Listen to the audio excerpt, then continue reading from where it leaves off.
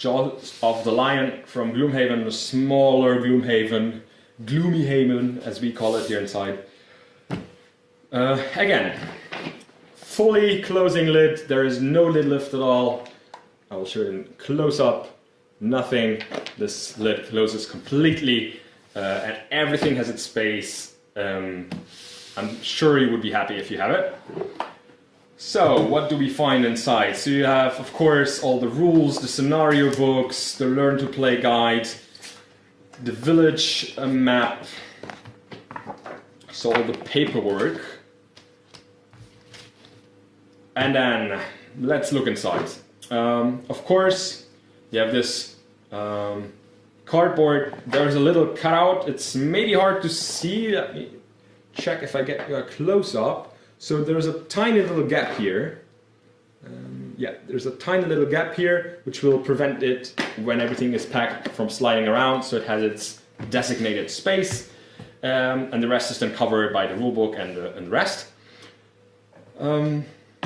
Okay, you have all the character cardboard envelopes here on top of each other. They will have all the large cards inside with premium sleeve. Oh yes, everything fits with premium sleeves. That's now differently than with our Gloomhaven organizer. Every card can be sleeved here. That's not a problem. Just for character decks as a Gloomhaven, here you can sleeve every card.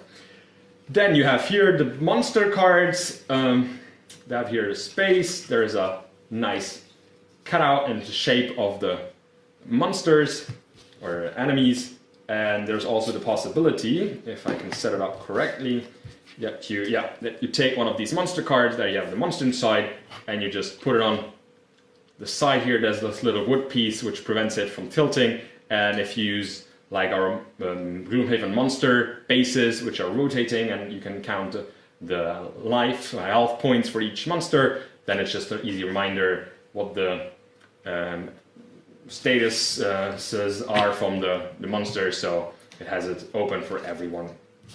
So that's about for the monsters. The actual monster tokens, of course, as in our Gloomhaven one, they are labeled, so each spot has its engraving, so you know which one goes in there. We tried to make it as logical as possible, but you will see that for yourself as well. So here we have a double stack part. This comes out, and here we have more monsters. Here we have the bosses on this compartment. They go on top of each other. And then we have, of course, some more compartments. Yeah, let's see more monsters. Also, there are cutouts on the bottom to just push them out with your finger, since they're a bit deeper than others, depending on the numbers.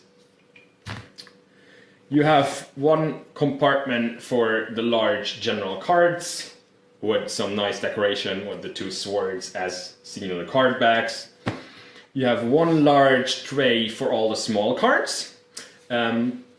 Because the space is quite limited and we wanted to have them fit one tray, we decided to use HDF as dividers. So here they are. These dividers are made from HDF because they're a little bit thinner than our regular plywood. They will work perfectly fine, just that you know. And then, of course, we labeled each position. So when you are looking for a specific monster card deck, it's just super easy. As they grow number, the cards, I mean, they go from fewer numbers and they get bigger, bigger, bigger. As you see, here you have much more cards than at the beginning because they're just the basic cards. So you just look up, they're also alphabetic, depending after the size. It's the first filter, then the alphabet. And then you just grab the deck and you're ready to play. And then here you have the rest of the item cards. So here you have these ones, that's why the sword is there. Yeah, and then modifier cards, also nice little touch here. And also cut out from the monster, so you know here are monster cards. So this is one large tray for all the cards. There are 4 identical decks. I mean, like card holders. There are the player card holders, all the same. They have a divider in between, so depending one deck and your the other cards which are not in your deck yet. So they're just here for you to use. One large tray for the trackers, for the tracker discs. They just fit in here. There's no wiggling. They're also not falling out. And then 2 more trays. They have an acrylic lid, so you'll immediately see what's inside. And they will also not fall out, so the lid is held by a special joint here, as you see.